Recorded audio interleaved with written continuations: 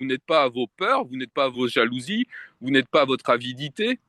Toutes ces émotions négatives, c'est votre partie sombre. Et lorsque vous évoluez dans le tantra, vous comprenez que vous n'êtes pas l'émotion.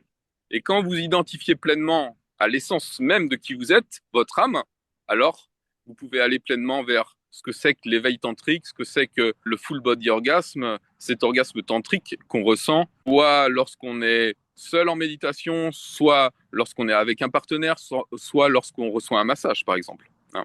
Et c'est vraiment ça, ce côté d'ombre dont on doit comment se soustraire quelque part. Il existe chez chacun. L'important, c'est de l'identifier et pouvoir reconnaître la lumière. Ce qui est intéressant dans ce que tu dis, ce fameux full body orgasme qui pourrait faire peur, en fait, c'est juste la sensation d'être et d'avancer dans la vie, dans sa lumière, sans être identifié à ses projections.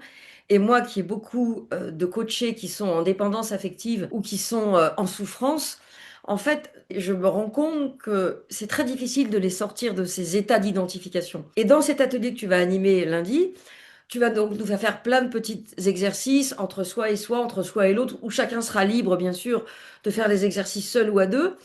Et j'ai cru comprendre que ton enjeu, c'était de donner des clés pour que chaque participant puisse finalement être plus en connexion avec sa lumière. Donc pour ceux qui ont déjà l'habitude, ça va être retrouver quelque chose qu'ils connaissent déjà. Et puis pour ceux qui débarquent, ça va être se dire, ah mais ouais, il y a une autre vie que celle de la souffrance que je connais qui vient. Et oui, exactement. Et c'est de comprendre aussi que chacun de nous n'est pas vraiment au même endroit. Mon voisin n'est pas forcément au même endroit que moi par rapport à cet aspect sombre. Peut-être que certaines personnes l'ont jamais identifié, peut-être que certaines personnes l'ont déjà identifié plusieurs fois, peut-être que certaines personnes sont plus avancées.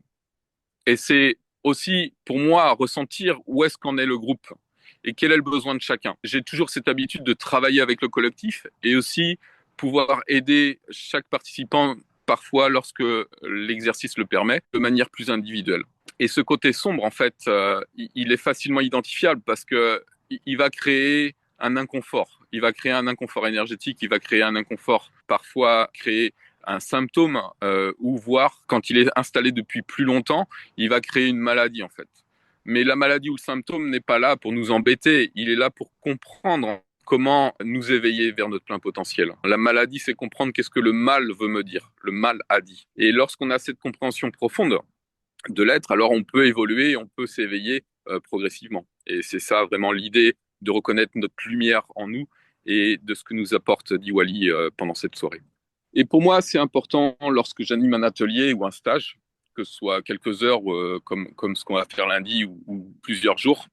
Bien sûr, j'ai